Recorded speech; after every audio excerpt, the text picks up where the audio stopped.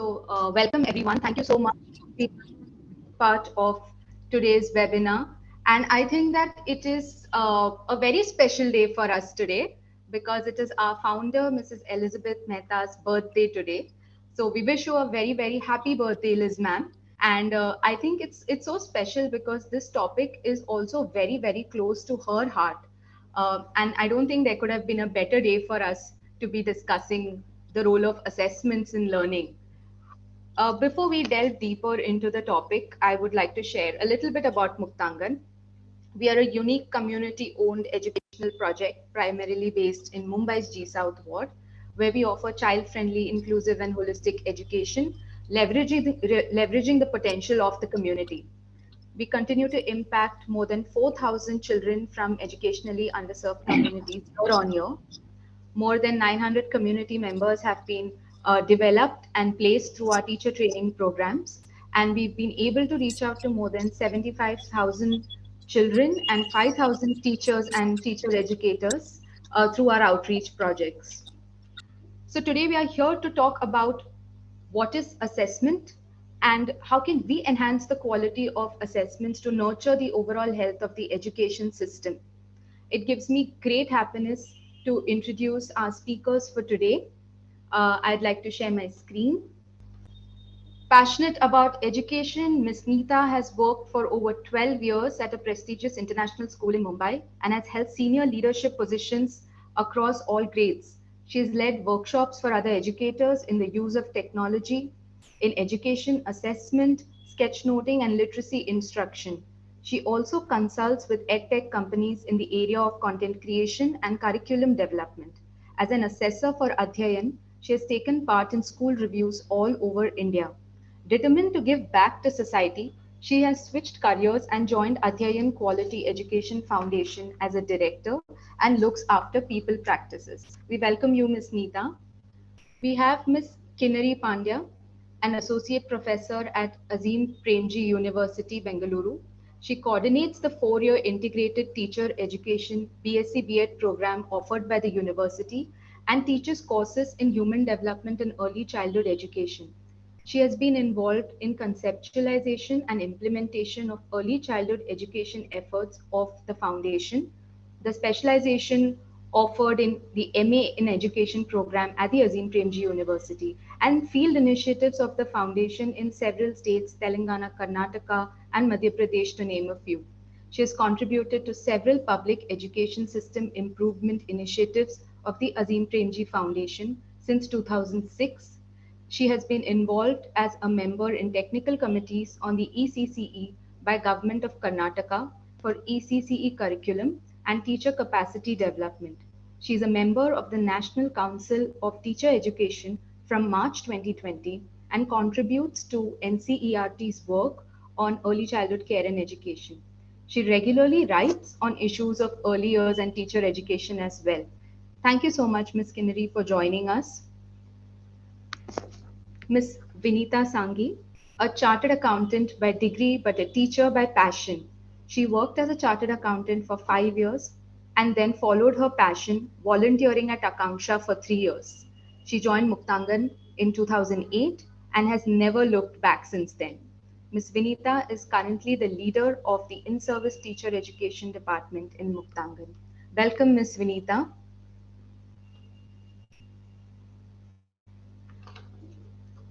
I now invite our facilitator, Ms.Jumana Rampurawala, Chief Program Officer at Muktangan, to kindly take this discussion forward.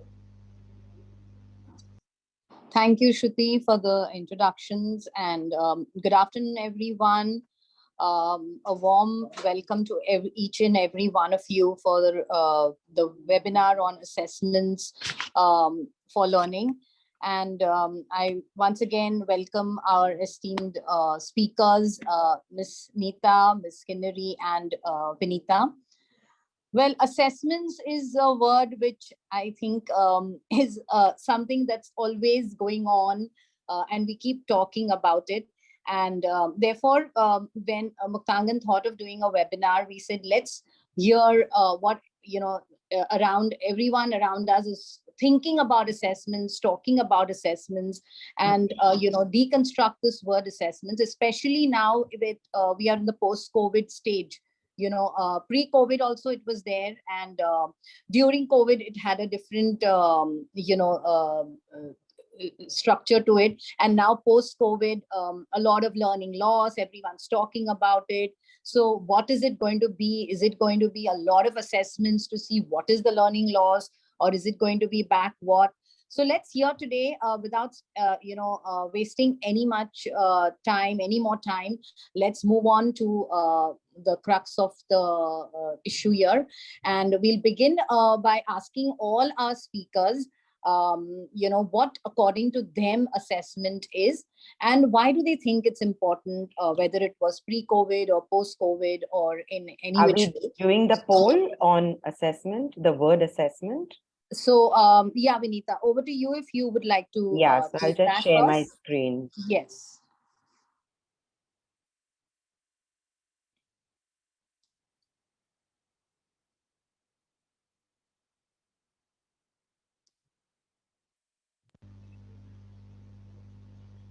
Yeah.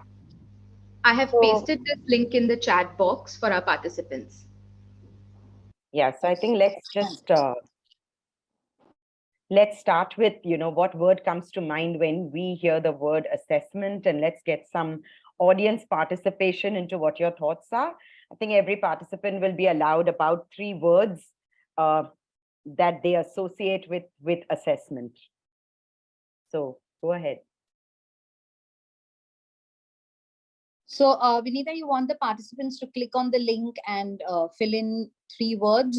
Yeah. How do you want to do this? Yeah. They have to click on the link, fill in the 3 words and submit. It doesn't have to be 3, it can be 1 or 2 also. Great. So the link is being given in the chat. We request the participants to, just click on the link, and what do they think, or what word comes to their mind when we hear the word assessment? Yeah. Just give me a second.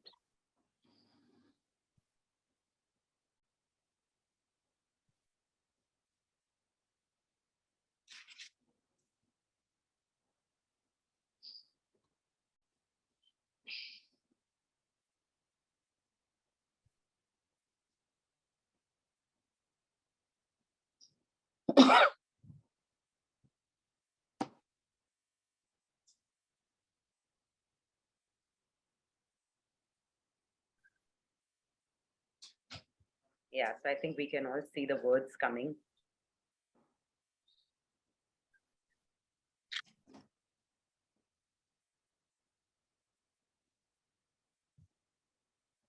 Right. What I don't understand. Interesting. Checking what I know, developmental, exams, tests. Yeah. Problem. Interesting words coming out. Okay. Progress is being highlighted, which means many people are, that's what they are saying, because that kind of gets highlighted as there are more people sharing the same word that gets highlighted. So interesting. Are we having some more coming through? Where the child is. Checking what I know. Yeah, reflection.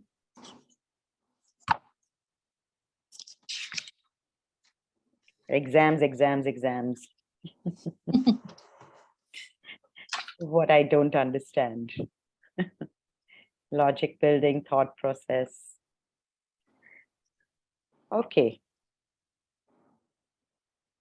Interesting to see what everyone thinks assessment is all about first. So we thought this would be a good way to start. Let's get a start on what, what is like that comes to your mind immediately when you hear the word assessment. And I think it's pretty clear over here for everyone to see that it's kind of related with a little bit of stress as well. When we look at exams, tests, what I don't understand, monitoring my learning. So anyway, okay, we have more coming through. Yeah, I like that, ongoing. Okay, thanks. I think we can stop there. Should we? Yes, I think, Yeah. Vinita, Yeah. if we could hear from you also, what, according to you, is assessment and why do you think it's important? Yeah. And then we can move on to Kinnari and Nita. Yeah. Right. So, of course, we are all doing assessments every day, talking about it and all of that. But why do we need assessment? So there's this cartoon that really just clicked with me on why we need assessment.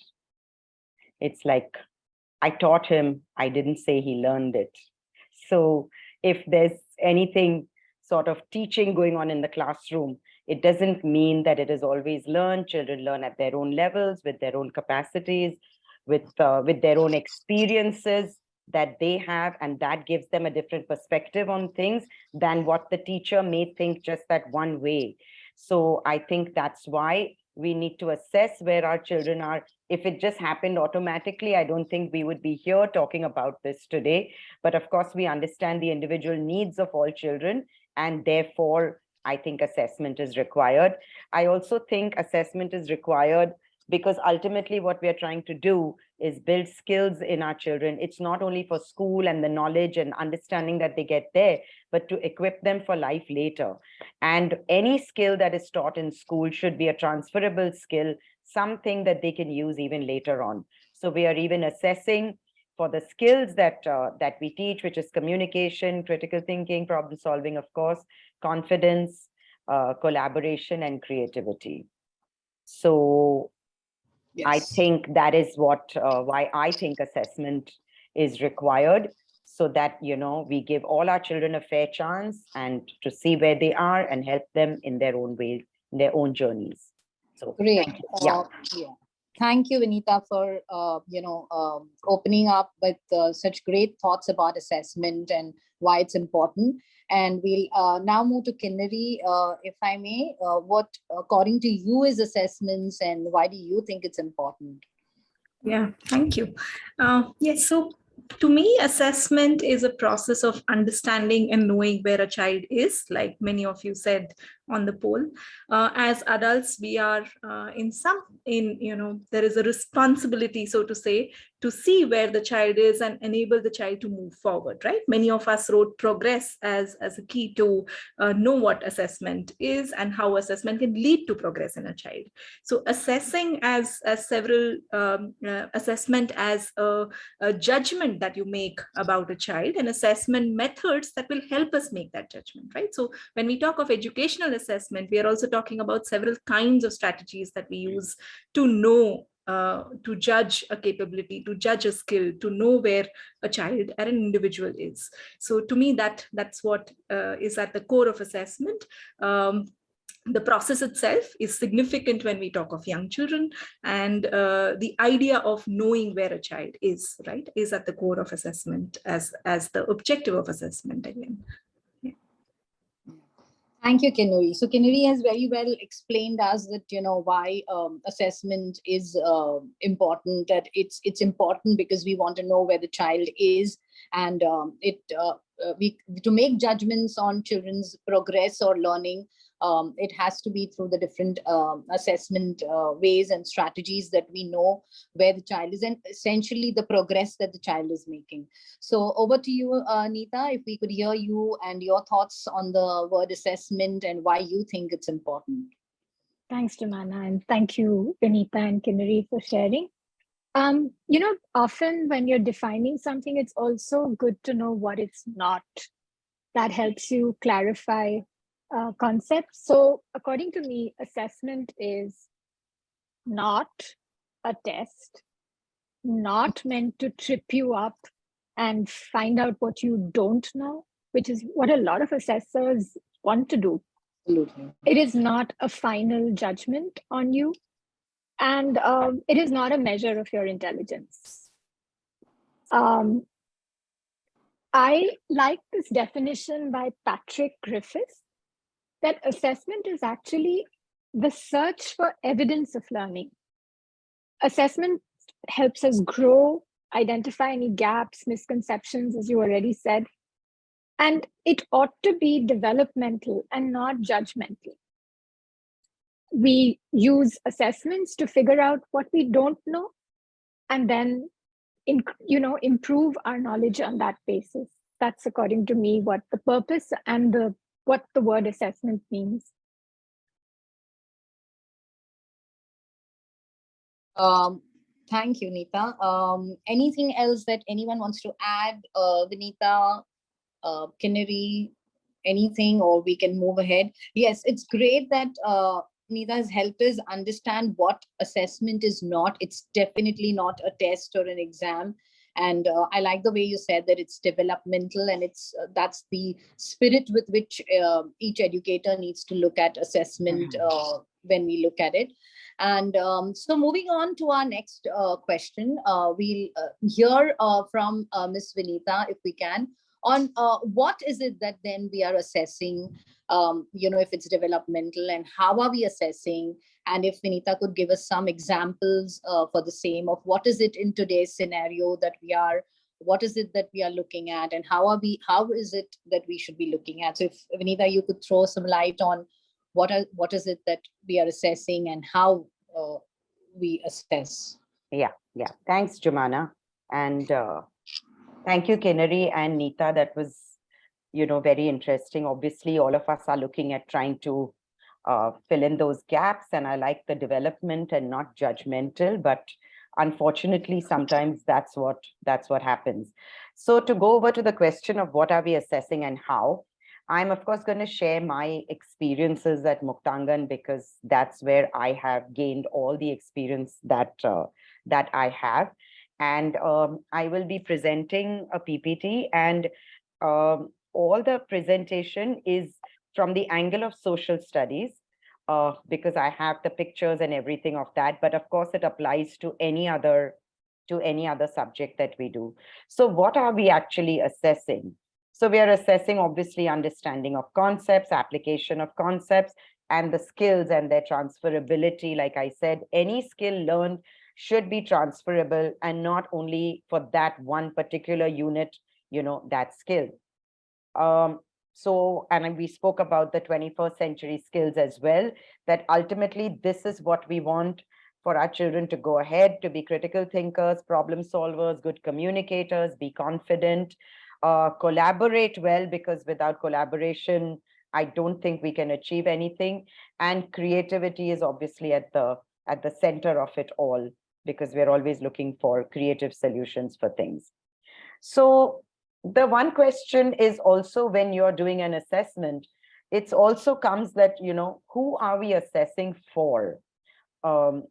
So I guess based on that, we have three major types of assessment processes. One is which we have for the system. So if we are assessing for the system, that's a different kind of assessment, and that we call assessment of learning, because it kind of stops there. There's no loop. It's a one-way street. Then we have for the teachers, what we spoke about. If we want to know where the child is, if we want to know where the gaps are, we want to help the children to move along. If we said it's developmental, then it's for the teachers to take a call, and that is assessment for learning. And obviously that indicates a loop, because it goes from the teachers to the students, back to the teachers, to develop, move on, change experiences, and do that. And the last is for the children themselves. So for the children themselves to know where they are, and themselves decide how it is that they want to take their learning forward. And that is what we call assessment as or is learning. So these are the three types of assessment, and this is based on who the audience is. Is it the system? Then it's very clear, okay, we have those exams and all, that's for the system. That's something we have to do, but that's not the only thing. We need to look at what is in our hands, and that is the teachers and the students, which is assessment for learning and assessment as or is learning. So if this is what we want to do, then how are we assessing? So there are three steps of purposeful assessment. I think it was very important to go through the construct, as in what is it that we want to assess? What is that specific knowledge, skill, or understanding? As an assessor, we need to be clear exactly what we want to assess, And that needs to be communicated to the student as well. You can't show the student a flask and take it away and then what size was it? It's like, oh, I was looking at the color. You didn't tell me. I would have to gauge the size of that. So specifying the objective of the assessment, very important. The end use. What do we want to do with this? Again, is it for the system? Is it off learning? Is it for learning? Is it for the students themselves? What do we want to do with this information that we're going to get in the end? Are we going to make it a loop? Are we going to use it to change the experiences that then we provide to our children? Are we going to just leave it at that? So the end use. And of course, then the best tool. What and when is the most appropriate and effective way to assess in this instance? So whatever assessment tool we are using, we need to see that it applies to that particular position. So of course, assessment is something that needs to be defined by those who want to create the assessment. These are things, and clarity needs to be there about the objective. What am I going to do with the information I get? Because nowadays, it's just a lot about data collection, and a lot of data is collected. But after that, what? So what is going to be the end use? And again, is it the best tool for all the children, to assess all the children in the same way? Or do I want to have different tools, based on their different abilities? So what are the requisites of a good assessment? Is, by the acronym SMART, it should be specific, it should be achievable. Like Nita said, what should it not be? It's not something that you're trying to fox your learner and, challenge them and say, oh, let me see if you can do this. It is achievable by them. Of course, timely, measurable, and realistic. Realistic based in your context. You've got to look at your own children, see where they are, and therefore all children will be different. So the acronym SMART, I think, kind of sums up the requisites of a good assessment, and that is what it should be. I'm just going to take you through a brief glimpse of formative assessment, for learning and as learning, that we do in Muktangan. So active constructivism is something that we use in our classroom. It's a common thread that goes through all our subjects and all our curriculum and everything in Muktangan. But we also use this in assessment. Your assessment also should be engaging. It should also give the students something to explore, something to explain, elaborate, and the students themselves then can reflect. So here we have some for learning and as learning going on. So constructivism is not only in the classroom to explain a concept, it is also your assessment itself should have the 5 components of this, because you don't want to do, oh, I've done this question in the classroom, now that's what I'm going to assess in the paper and that's what I'm going to mark them on. It should be something that they still get to investigate and explore. So I think that is one thing of assessment. We also use the 3 principles of learning in assessment. For example, the assessment, when you're setting an assessment, we're always going from simple to complex. You don't want to start with the most complex question first. You won't start with, why do you think the sky is blue? It'll be like, what is the color of the sky? How do you see it? And you build it up and then you ultimately go to the last. So how do we do this simple to complex? Is of course using Bloom's taxonomy, because that helps us to understand that we are building up the questions one by one and then going to that. So simple to complex. Then there is concrete to abstract also in assessment, where they explore through concrete objects and they explain, they use different objects, and that's how the assessment is done. Of course, the reading, writing, and all of that is always done. So I'm not talking about that. I'm talking about the other unique ways that we assess in Muktangan. Known to unknown, again, exploring maps, I know I get chips, but where does it come from? Actually backtracking that journey. I know what my house looks like, but putting it in a map puts it into perspective. So known to unknown. So even using these 3 principles of learning in assessment. Then, of course, we have a lot of presentations which help to build confidence, communication. These are the skills. A lot of diagrams. So it's not only that we need to do the reading, the writing, the questions, that happens as well. But, diagrams to show what they've learned. So for visual learners, it's very important. If visually they can tell you what they're seeing, what they understand, it's a very good way. And of course, skill building, I have not mentioned all the skills here, but I'm sure everyone can tell there's a lot of, I think, all the skills being developed through these diagrams itself. Again, like we spoke about the concrete to abstract, they're using concrete objects and exploring and explaining things. Using flashcards. There's a lot of the flashcards standing in place, even for kinesthetic learners, moving around, explaining things, arranging, say, layers of the atmosphere in order, doing the pressure belts, everything. So using flashcards and, creating that kind of assessment using this. Role plays, we have a lot of songs which take you from the known to the unknown, and simple abstract concepts are explained through that. So even the songs, the singing, all of that also is used for assessment, where children, we make one verse, then the children will make their own verse and then express what they want to say through song, through role plays. So that's another way of assessing. Of course, constructing, exploring maps, like you can see this child is actually stepping onto the map and exploring which direction he's going in, where he is, how will he go from one place to the other, and actually getting onto that. So there's something for, for all the kinds of learners that we have. Of course, there's individual work, there's think, pair, and share, small groups, again, for collaboration and all of that. So those skills, and giving different types of, assessments, so children are work with each other as well as individually. And this is an example of a differentiated assessment. If we have children at 3 different levels, it's just the outcome is a bit, like one will identify name, explain location of something. One will only identify name. And the last group will identify name using a model or using something else. So it's also differentiated assessment at different levels. So the children move ahead from where they are. It's not one size fits all. So a lot of care is taken to even differentiated assessment in Muktangan. So I think ultimately we want to say assessment is the engine which drives student learning, and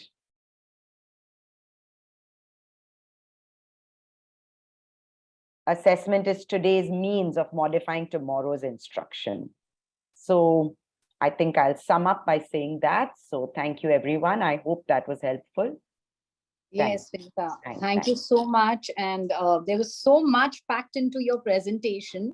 And there were so many ideas coming out regarding assessment, and you very well brought out how assessment is tied up with pedagogy. In fact, it's almost, we couldn't make out. So assessment is almost learning.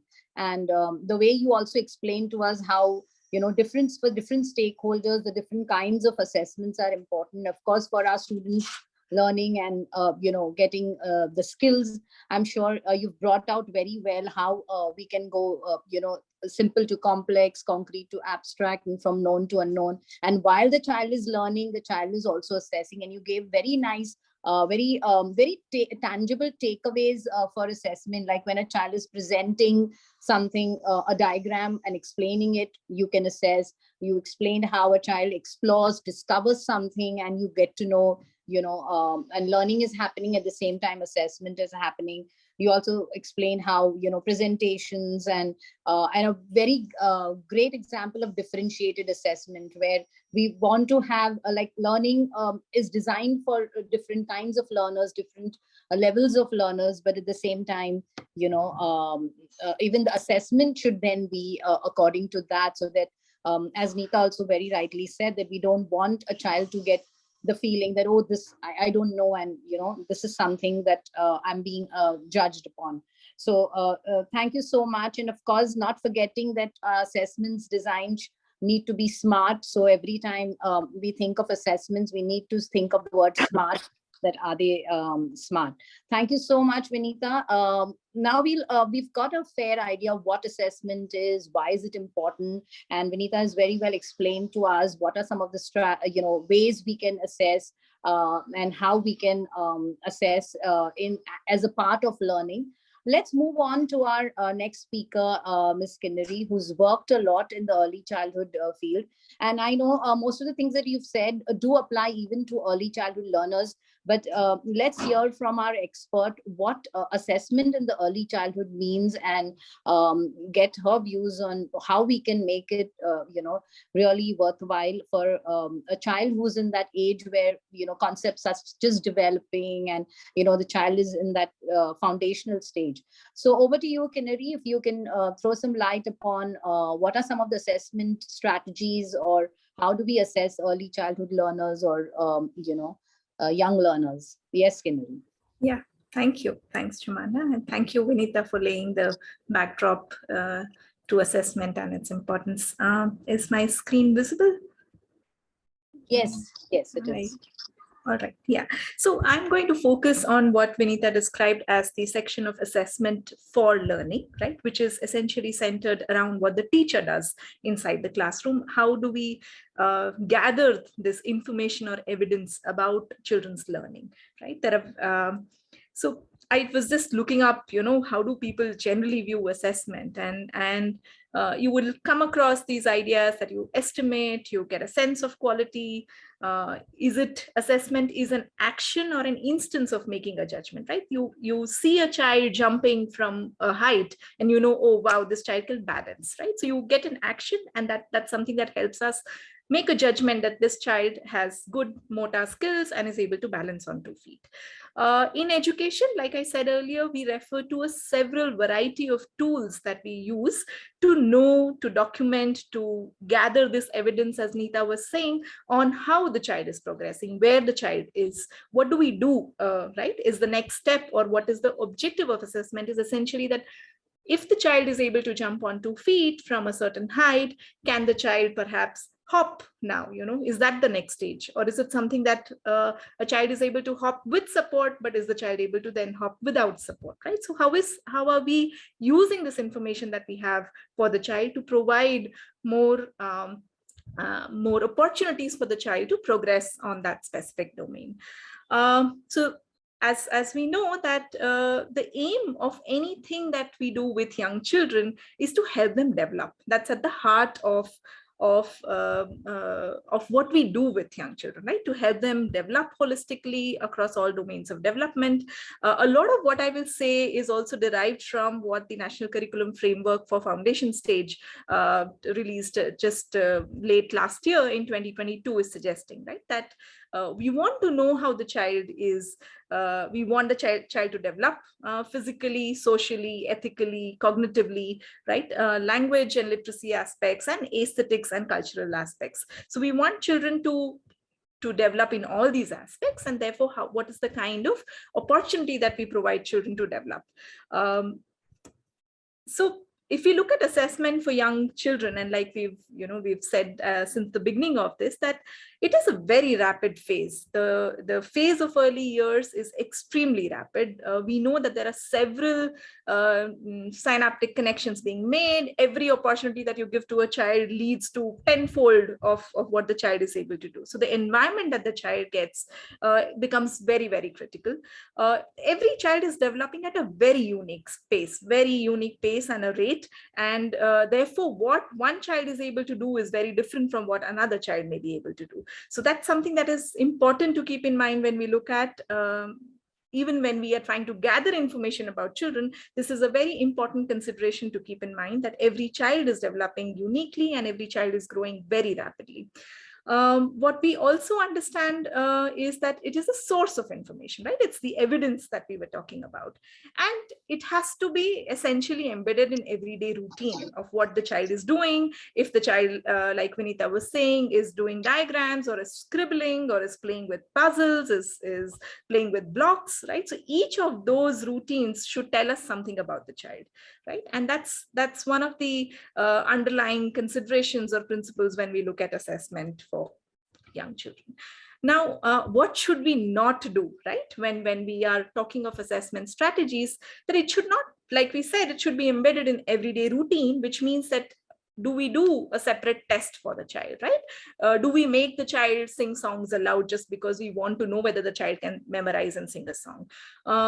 what is reliable information, right? Is it something that you are giving child in a unique situation, or is it something in an everyday situation, right? So how do you decide that what the child is doing is something which is reliable, the child is repeatedly doing, and we know that if a child is behaving a certain way or is performing a certain way in a certain activity, there is a certain pattern to it, right? So that source of information needs to be reliable, should allow for diversity. So any kind of assessment that we are planning for the child should take care of this uniqueness that every child may have in the classroom, and allow for this diversity among children to be reflected in the way we assess children as well, right?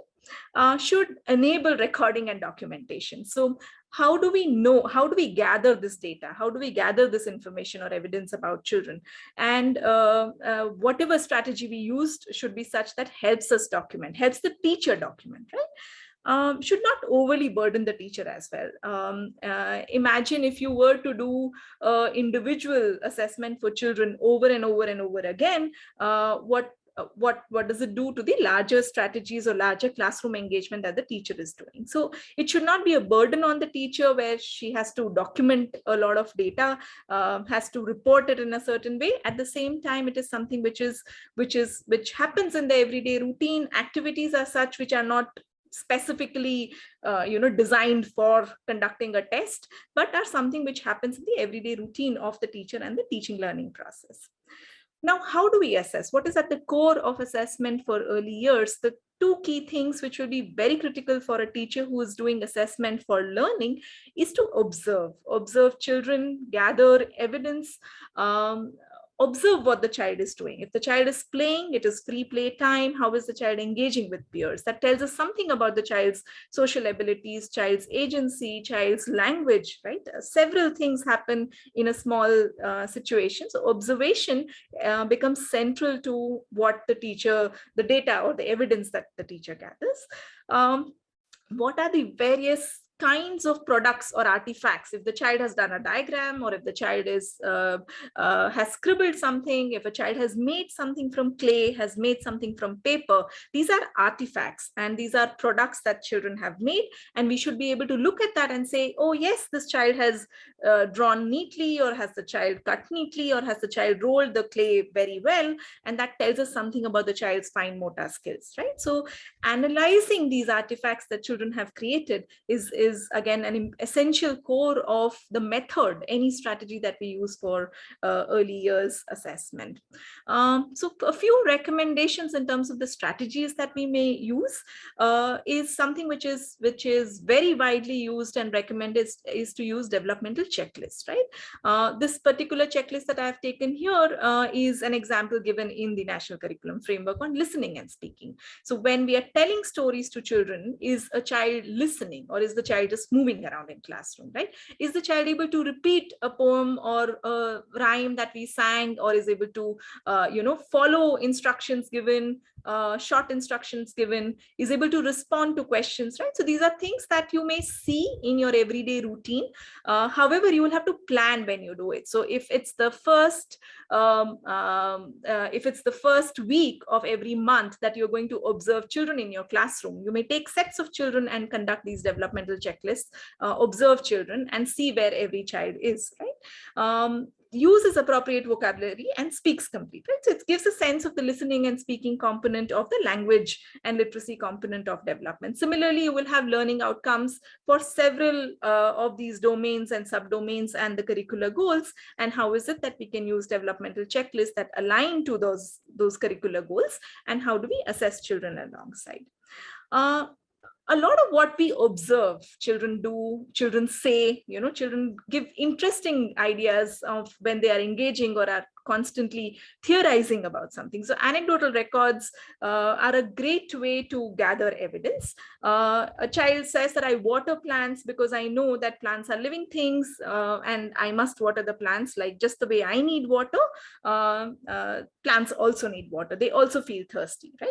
So these are anecdotes which will tell us where the child is. If the child is rolling clay and if it becomes very watery and the child says, oh, it's a lot of water and therefore the clay is not I'm not able to make a snake, or I'm not able to make a ball, it is telling us something about the child's thinking about working with material. So anecdotal records is something that a teacher who's alert, who's engaging with every child, who makes note of these instances whenever they are happening, documents it, right? We said that assessment should help us document where children are and how children are developing, and as anecdotal records again become a great way to gather this evidence. Event samples. So as a teacher, I could actually, decide that today in my nature walk, I will want to look at the kind of questions that children are asking, right? Or in the story session, I may want to again look at how children are responding or comprehending the story and the kind of questions they are asking. So I may collect, or I may decide certain sessions in my day which become evidence for the kind of language children are developing, or how children are doing their physical motor activities in their free time, in their outdoor play time, right? So these are event samples that I could collect as a teacher, again to help me plan what I should do with my class on the next day. There's somebody who's not muted.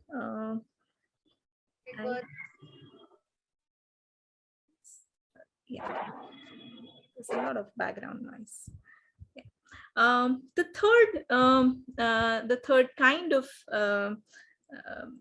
fourth kind of assessment that I would think is very critical for a teacher to gather data about children is to analyze these artifacts, like we were saying.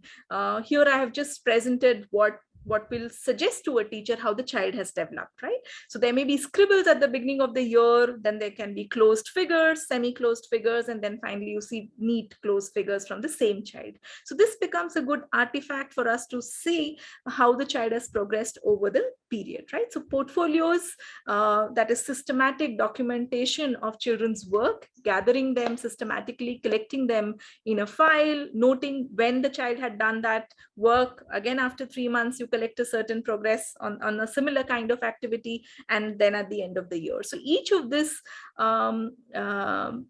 gives us a sense of how the child is developing, right? Helps us know where the child was earlier and how the child has moved forward. Self-assessment, like again, Vinita had alluded to that. What do children think about their own learning? Did they like something? Are they able to do it well? What do they think about themselves? So this could be another interesting way for a teacher to know whether the kind of activities or opportunities that the children are getting, is that something that the child really enjoys, engages with, or is it something that the teacher may need to tweak, may need to change to make the child engaged, or give a similar activity to achieve the same developmental goal, right? So self-assessment by children is again something that has been recommended in the National Curriculum Framework, and I thought it's important that once in a while we keep having children experience and reflect on their own learning, and suggest to the teacher what he or she is liking, right?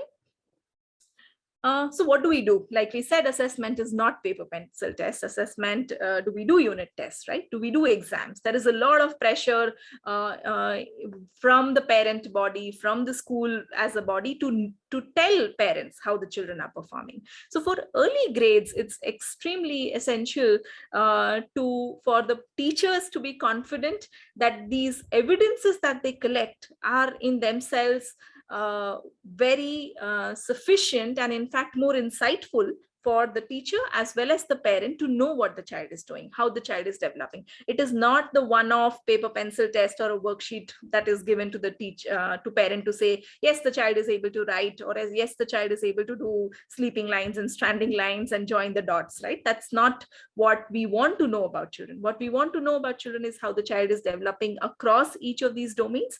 Paper pencil tests have a lot of limitations. They only suggest one kind of learning, right? And that is essentially pincer and their motor grasp, and how children are able to articulate themselves in the written word. So this is something that we need to be mindful about when we are looking at assessment for learning, especially in early years. Unit tests, again, if you're looking at quarterly exams or quarterly developmental checklist or quarterly assessment patterns because you want to see where the child has progressed after you've done a certain content or have introduced new skills. So unit tests need not again be written tests. These can be collection of data, collection of evidence from these specific activities or events that you may be engaging children in. Exams, again, this is something that a formal exam, this is the assessment week, we will assess children today, parents prepare them, make them mug up all kinds of rhymes and stories that they know. That's something a big no, right? We putting stress on children is not going to let them be themselves. Like we said, it should be in their everyday routine. It should not create stress for the children. They should not be a pressure to perform, right? So exam is something which is not recommended. At the same time, whatever the child has done over the year is a good evidence of how the child has developed and progressed over a period of time. So while as a school and as a teacher, it's extremely essential that we know what our children are doing.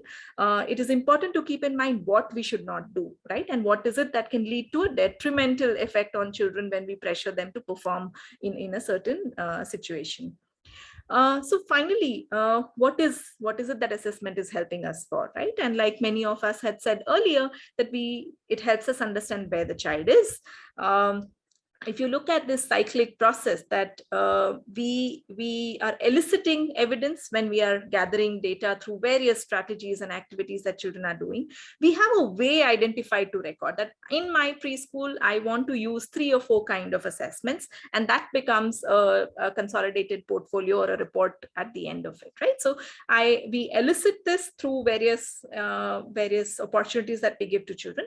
We analyze and interpret this evidence, right? The process of assessment, extremely critical, is not to just collect evidences, but to analyze what the child is doing. Is the child not moving? Is the child still not being able to make closed figures at the end of 2 years? Is the child not able to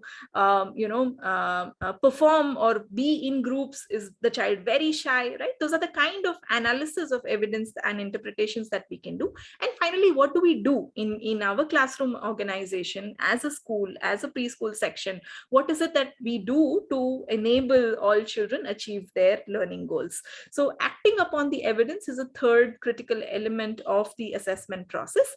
And this will help us in facilitating, bridging this gap, giving those opportunities that are required. And finally, it is only one of the inputs. As teachers, what we see inside classrooms is only one of the input that we get. A lot of what children do at home is also important to bring to the fore to understand how the child is doing. So talking to parents, talking to the caregivers, understanding how is a child remaining shy inside home environments and is extremely shy and anxious in school environments, right? So you need to bring these 2 sets of data to be able to make a judgment about the child and see what kind of inputs do we want to provide in the learning environment to children. So as a process of assessment and the strategies that we use, it should help us broadly achieve these goals of learning when we are working with young children. Yeah, so that's what I wanted to say as far as assessment for learning was concerned. Thank you. Yes, thank you so much. And that was really, really, enlightening. And I think very well, Kinnari has, given us a range of, ways to collect evidence. And she's very well explained and, the range of evidence, what it should not be also, that no unit tests, no exams for young children. And the different ways, and I'm sure everyone's made lists. But for me, I've made a lot of lists: anecdotal records, event sampling, self-assessments, portfolios, and she's really well brought that out. And I really like the part in the end where she said, you're gathering evidence, but it's not just to gather evidence, is not what assessment is for. It's about analyzing and interpreting that evidence, and then what's the way forward from there. So what is it that we do? You act upon that evidence for learning. So thank you so much, Kinnari. That was really so much given in such little time and so well. It was really Great. Thank you, Kinnari. We'll now move on to something much more different. We've heard about assessment and, for students learning, but there's also this whole school assessment that, a lot of, especially when Vinita told us about the system, but what is it and how does the student assessment fit into it? And what does this whole school assessment mean? I think no one better than Nita from Adhyayan to tell us all about it. And what is whole school assessment? How, and what kind of challenges would one face, or is it possible to do it, and who should be doing it? So let's hear a lot about what this whole school assessment is all about from our next speaker, Ms. Nita. So over to you, Ms. Nita. Thank you so much, Jumana. So we heard a lot about from Vinita and Kinnari how assessment is not a one-time event. So, even though we spoke of the systemic assessment being something like an exam or a test assessment of learning, what we're talking about here is actually assessment should be a process. It should be something that is continuous. And for that, you need to create a culture of assessment. And to create a culture of assessment, it can't be that you are the doer, you are the person conducting the assessments and you are not subject to assessment yourself. Schools are evaluated, but what are they normally evaluated on? I mean, usually when parents or anyone is looking at a school or judging a school, generally the parameters are on how well the children are doing. Now, when I'm here taking the broader lot of schools, I'm not restricting myself to schools that use board exams and pass percentages to talk about how good they are. I'm talking about a broad range of schools. Any school is judged a good school when it is obvious that the children are doing well. But how do we know this? How do we actually pinpoint what it is that what it is that the school is doing well? And what benchmarks are we using? Any kind of assessment needs certain benchmarks, there needs to be a rubric, there needs to be some way of assessing this, that what does good look like, whether it is for the student, for the teacher, or for the school itself. Now, in most countries, they do have processes that schools have to go through. They have, in the UK, they use they have the Ofsted inspectors who keep coming to the school, the US also. And many countries have these systems. In India, we have these systems for our government schools. We don't have them for private schools. But even in government schools, what assessors are generally looking for, while the systems are in place, the policy looks wonderful. Kinnari mentioned the NCF, the NEP, read them, and they are beautiful documents. The Shala Siddhi framework, which has been created by NIPA for school assessment, it is a wonderful diagnostic. But how is this being used in our country is a big question mark. When generally a school inspection takes place, what the inspector is looking for is very very administrative aspects. Is the midday meal coming to the school? What is the student enrollment? And of course, what is the pass percentage of the school? So they're looking at only those very restricted parameters, whereas the Shala Siddhi framework, which has been developed, looks at schools from all aspects, right? From school governance to teacher development to teaching and learning processes, learner progress, infrastructure of the school. It looks at community participation. It looks at the school very, very holistically.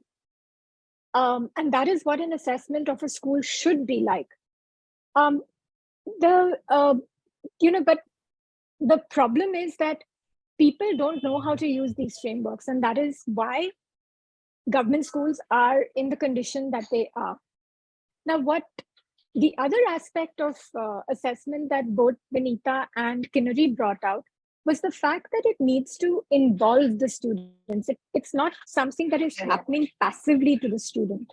So even when you're talking about a school review process, it needs to include the voices of all the stakeholders, the views of all the stakeholders. And that is why at Adhyayan, we developed this whole framework of, this whole process called the collaborative school review. And I'm just going to share how this process works.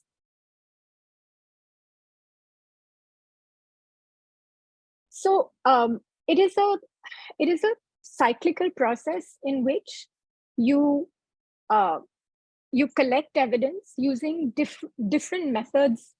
Just like Vinita and Kinnari showed, various things that we can use, various methods that we can use to assess a child. You can't restrict yourself to just one method or on one day. It has to be something that is triangulated, it is corroborated by different methods. So we used 4 methods of evidence collection, one of which is called the learning walk. When you're walking through the school, this gives you a lot of information about the basic infrastructure of the school, how the school works, how the school looks like on a normal day. Then you have the classroom observations where you can actually see the teaching learning process play out. All this is then corroborated by interactions with stakeholders. And during these interactions, you're talking to students, you're talking to teachers, you're talking to the administrators of the school, the principal, the school leaders, and even alumni of the school. And finally, how does the school document all this? So this is the book look. If you relate it to what we do with students, this is also actually the school creating its own portfolio.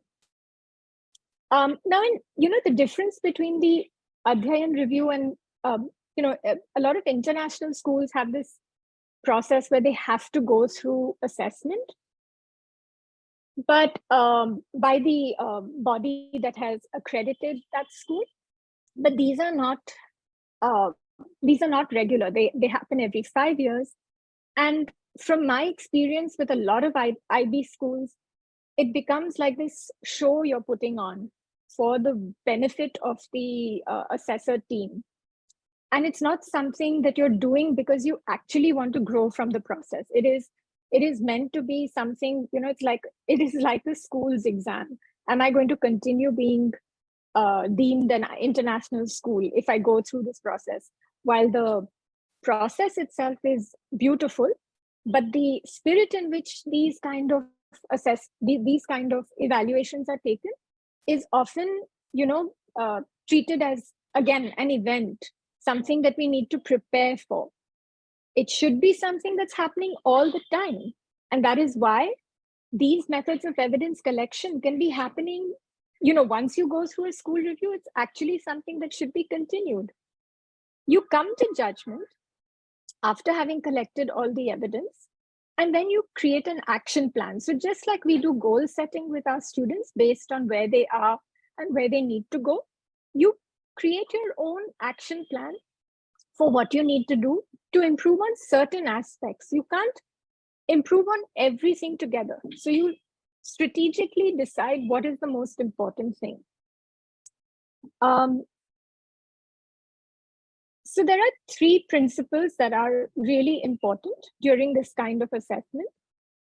There has to be consistency, which means that whatever you see, whatever you've observed, should be observed in every class throughout the school, that is from kindergarten to grade 12, and throughout the year, not just for the purpose of the assessment. Is there enough evidence that this is a consistent, robust practice?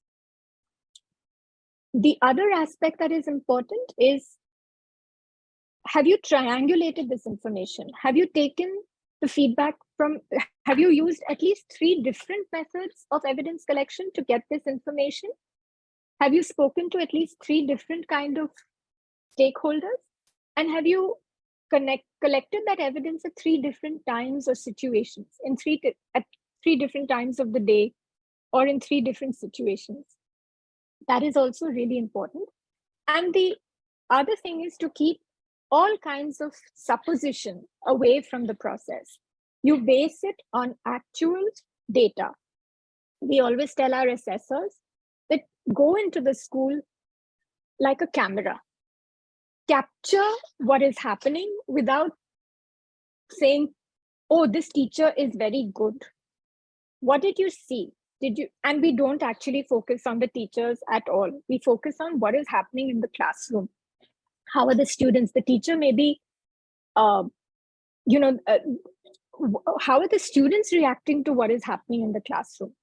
So rather than saying that this teacher is very good, you describe it as a descriptive kind of evidence that the teacher was using hands-on material to explain things, that the students were interacting with each other, there was group work, pair work going on. And those are some of the indicators of great classrooms. So conducting these assessments of the whole school is a sort of a, we go for these annual health checkups. It's almost like that. You need to see the health of the school. You can't, just because a lot of people are coming to your school for admission, is not the best indicator of whether this is a good school. We need to be reflective. We need to grow. And why not go from good to great? So that is the whole idea behind why whole school assessments are really necessary and how they actually tie into this culture of assessment and reflection that is a must for every school. Yes, thank you, Ms. Nita. That was, great for us to know about whole school assessment, and the way you've brought out that it's a collaborative process, and it needs to be done with consistency and in collaboration, and you explained very well with different stakeholders and collecting evidence again from in different ways, at least 3 methods and 3 ways, and and therefore that keeps us away. And I really like the way you said that it's the health of the school and the whole school. So moving on from there, we would like to know more about what kind of data do we collect from these different assessments, and if Ms.Kinnari could also talk, and even Ms. Vinita, if she can, that how do we use this assessment data? I mean, what do we do with all this data, that is this evidence that we are collecting? So Ms. Kinnari did say that we need to act upon it, and we need to do so. But what exactly do we mean by that? So how well can we use this data? And it could be qualitative, quantitative data. So both in both aspects, how do we make the best use of the data that we collect? If Ms. Kinnari or Ms. Nita, anyone? Ms. Kinnari, would you like to speak? Yeah. Go ahead. Yeah. Because... yeah. So I look at this process of assessment, and like we just saw how even the curriculum framework is suggesting this cyclical process. I think if any strategy that you use, right, or you use like we've developed something called an early learner assessment tool, which is a developmental tool for several across domains, have a very detailed rubric to go through. Now, what do we do, right, after assessing every child or a sample of children in an Anganwadi center or in a preschool? What is it that we do with this kind of data? So I think at our levels, we can look at it at three kind of levels. One is the immediate, right, at an individual child level. Is this child able to do something, or is the child behaving a certain way, or is the child skilled in a certain way, right? At the child level, it gives us a lot of information. This information feeds back to the teacher of how the teacher responds to the child, what kind of activities she plans, what kind of expectations she may have. Tell parents to observe at home, parents feed in, right? So at child level, it is a very critical data that is available to us.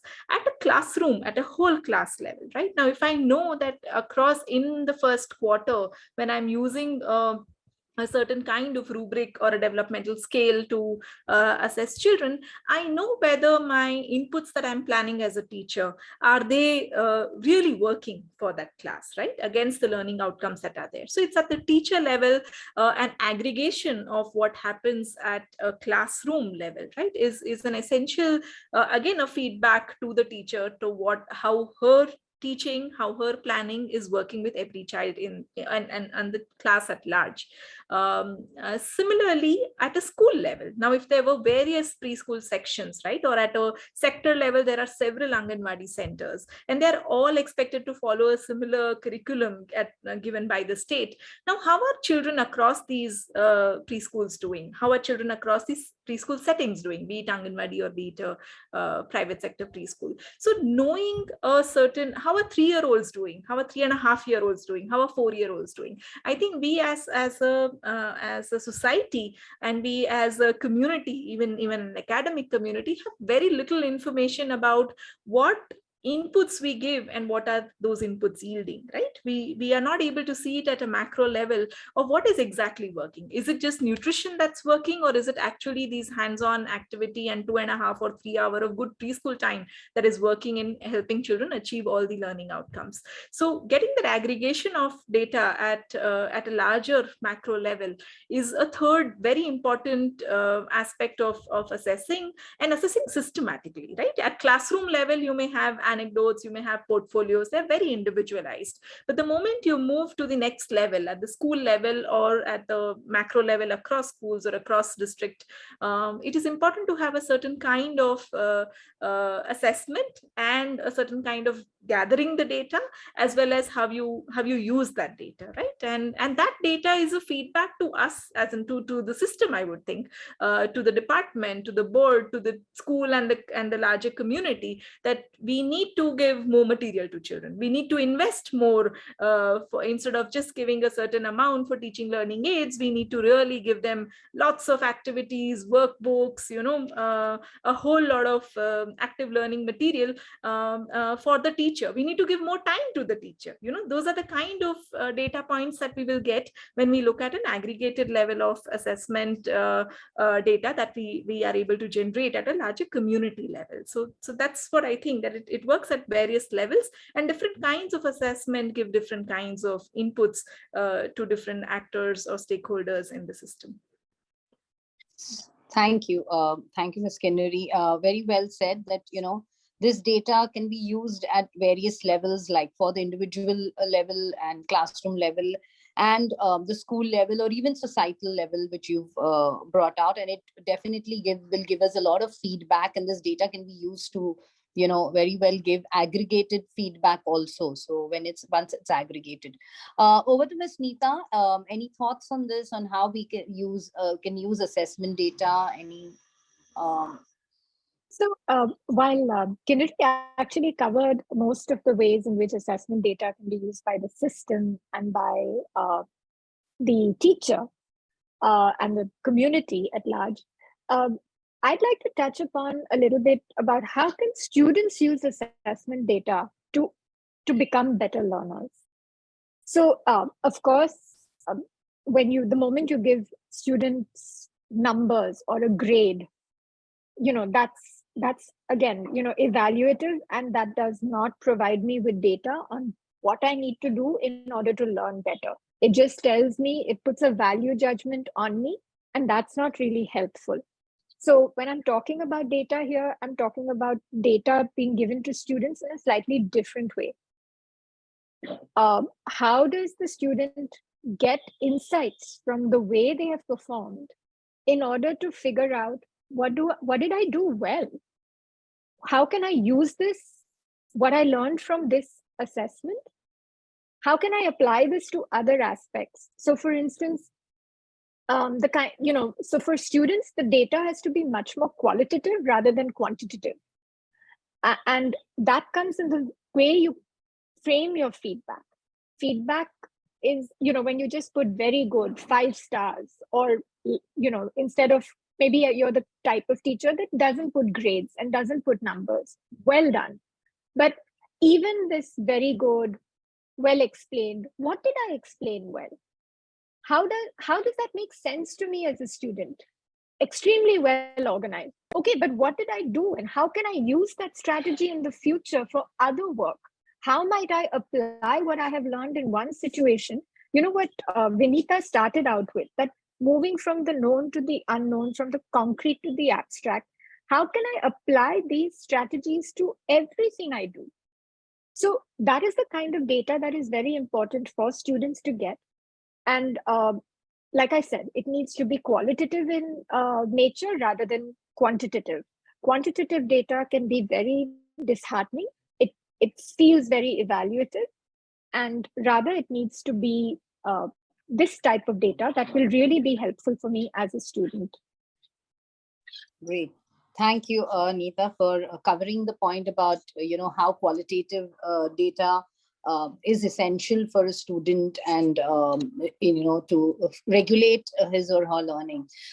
Ms. Vinita, any thoughts you would like to add, or we can move on to the next question because we are running short of time. If we can just sum up also. No, I think they have, I think Kinnari and Nita have covered it very well by saying, again, it is like whatever data I'm collecting, who is it for?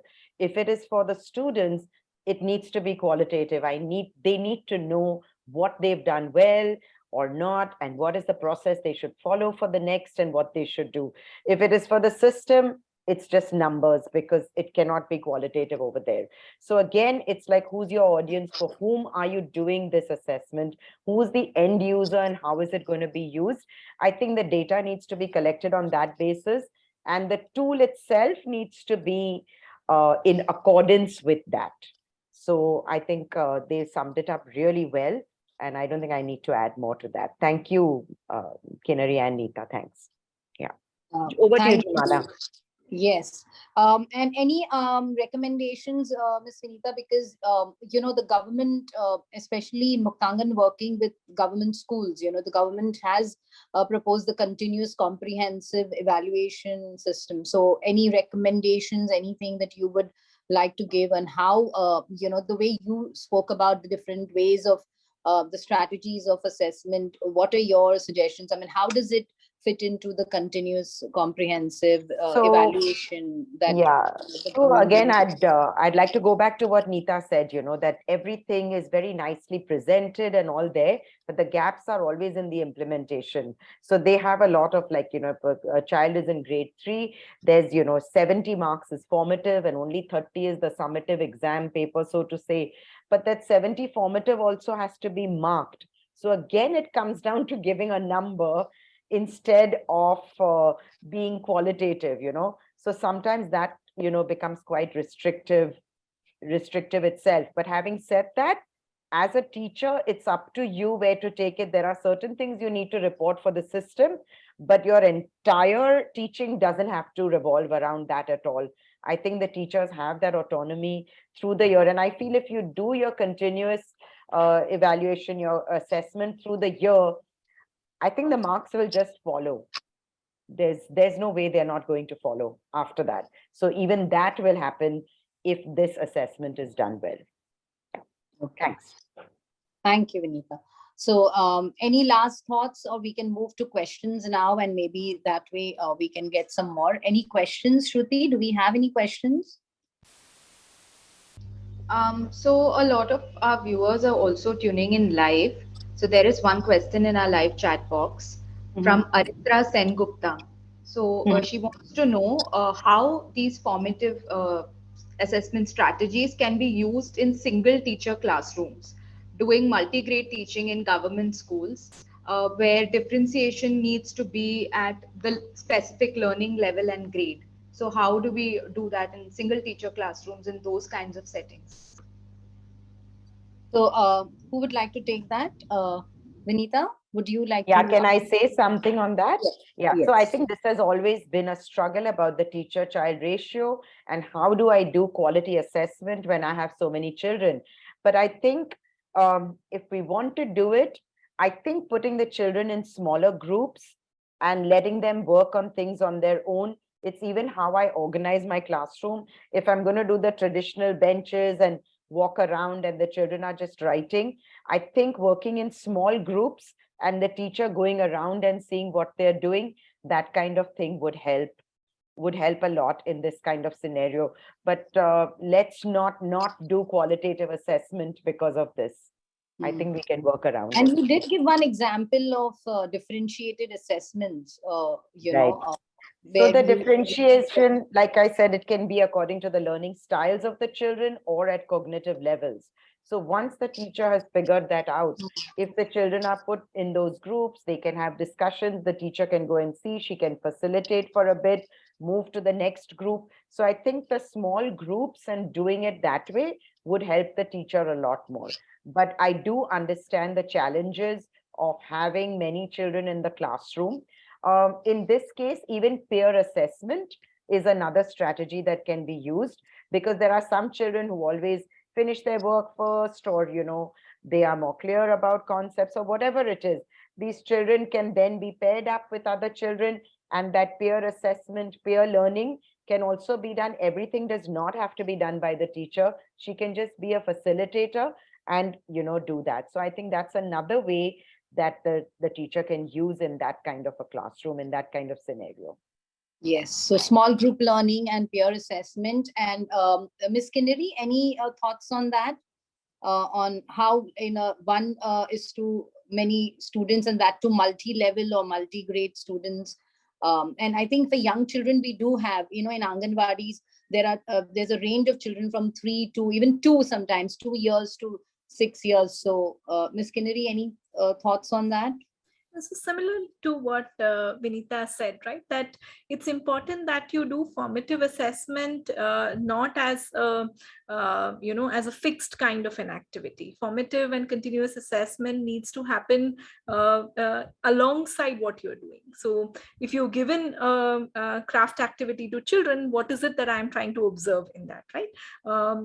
What kind of tool again comes into picture? So in younger grades, you have checklists that can be used. In older grades also you can have checklists. Is the child able to solve a sum independently, or what are the kind of errors that the child is making, right? Looking at children's daily homework, if it is in everyday in the higher grades, could well be a way of assessing children in a continuous formative basis. So you don't have to have a test or a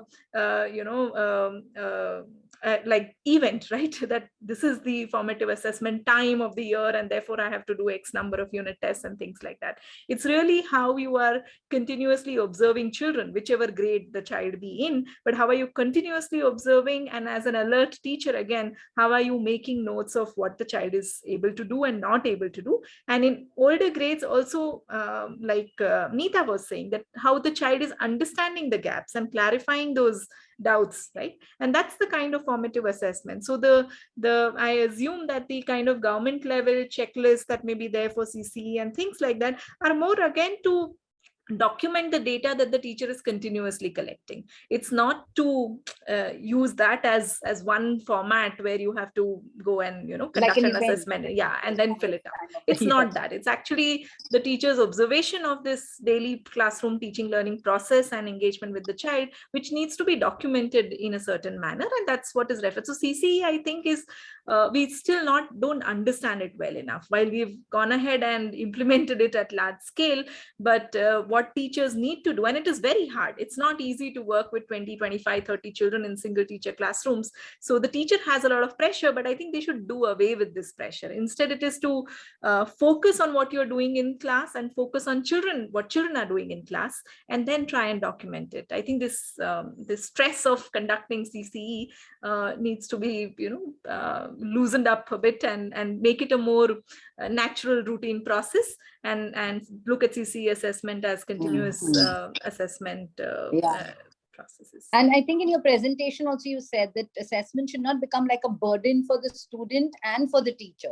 So it should not be viewed as a burden. And I think the mantra that you've given us is, of course, observation and ongoing. So keep that, so it doesn't become like an event. So it's ongoing, it's observation, and observation also has enough this. So you don't really need to do just observing. Also it lets you know that where the child is, and what I need to do. Great, thank you, Kinnari. Nita, any thoughts on just very? I'll just for the lack of time, I'll just be very brief. But Yeah. Actually, I feel that the bigger problem is not so much the burden on the teacher of teaching and learning. In government schools, at least, the burden is of all the other administrative tasks and all the other silly work that the teacher is asked to do that actually takes away from their time. Otherwise, actually think about it. It's the ideal kind of classroom where you have children are not divided into these grades or anything. You can have peer learning. You can do such beautiful stuff in those classrooms, because children don't learn all children who are 3 years old will not learn exactly the same way. They won't learn exactly the same thing. So you have a lot of scope for doing wonderful things, but unfortunately, all their time is taken away in doing nonsensical tasks like other duties which have nothing to do with teaching and learning. So that is the sad part. Yes, I agree. Yeah.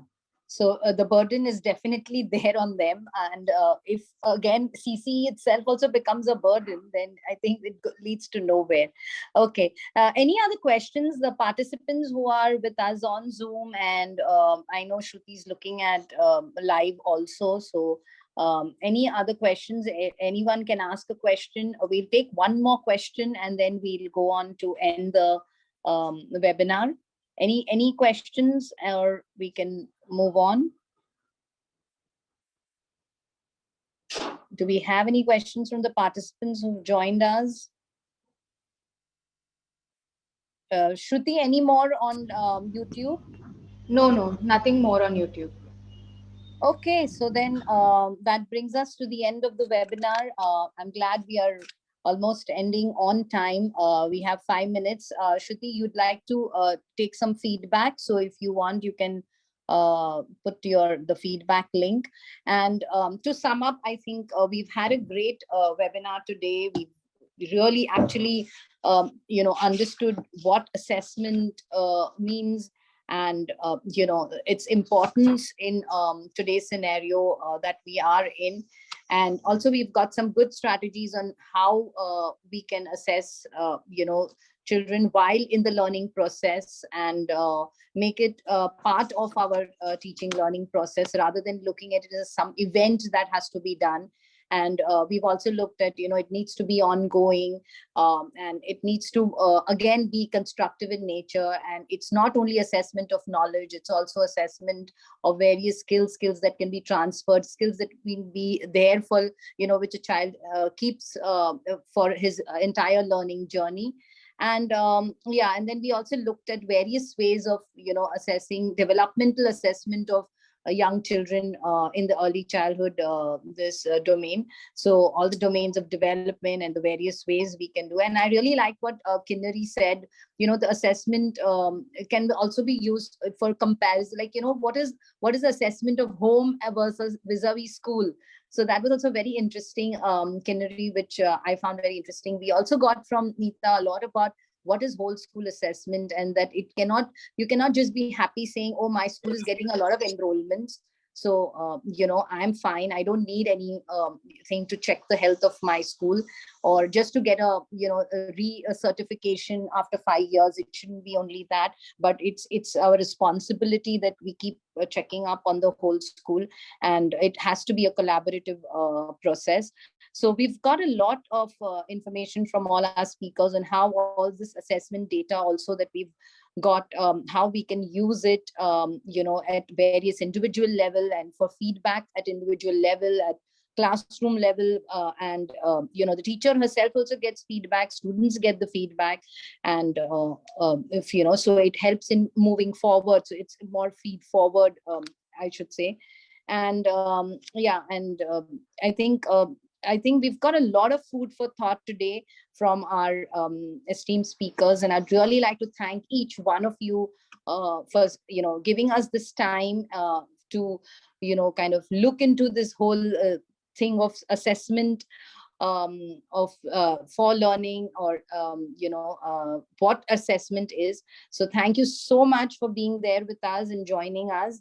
And we are hoping that we hear from you more about other topics too eventually. Yeah. So over to you, Shruti, now for the feedback. Thank you so much, Ms.Jumana, for summarizing this so well. I think this has been such an engaging session. Thank you so much to all of you, Ms. Nita, Ms. Kinnari, Ms. Vinita. There have been so many good points that have come up in this session, right from breaking down what assessment actually is to the different strategies that can be implemented at all levels, and how I particularly, like the point as to how is this data important for students. All of us being students ourselves, we know what kind of evaluative papers we would just get marks at the end. But I think looking at it differently and looking at how can we become better learners, more reflective, I think that is really, really crucial. And even for educators as well as the overall health of the education system.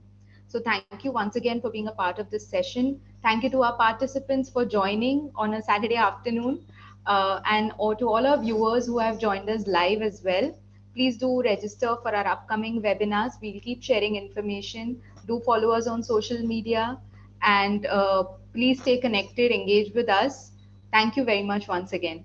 And please do fill up the feedback form. The link is given in the chat box. Thank you so much.